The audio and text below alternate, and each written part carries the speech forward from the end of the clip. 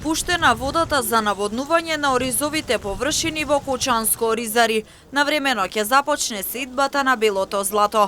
Денеска од лице место министерот за земјоделство Љупчо Николовски посочи дека оваа година се зголемуваат површините на сејани со ориз и ова како што вели е во договор со земјоделците од овој регион. Дополнително додава дека цената на оризовата арпа е зголемена и достигнува цена над 40 денари за килограм.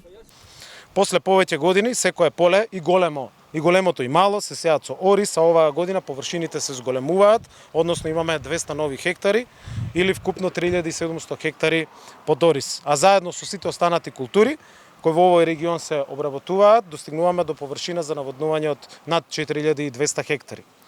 Ваквото зголемување на површините под ориз се должи на успешните мерки на политики кои што ги креиравме заедно со оризопроизводителите во последните неколку години. Мерки за одржливо и конкурентно производство на ориз.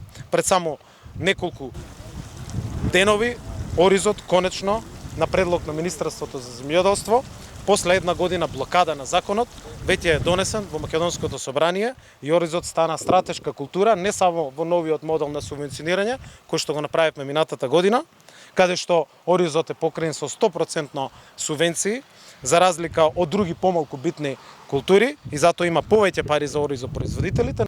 Во акумулацијата Калиманц има доволно вода, вели директорот на Кочанската водостопанска подружница Брегалница Кочани. Над 80% се исчистени вадите и каналите Дециде Небогатинов, со што сеитбата на оризот ќе започне навремено.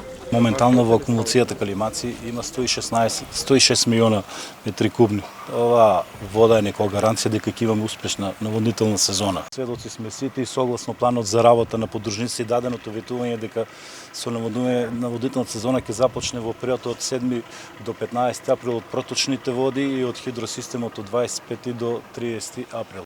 Повеќе од 85% се исчистени. Веќе завршуваме наредната недела, ќе биде финализирано со чистење сега.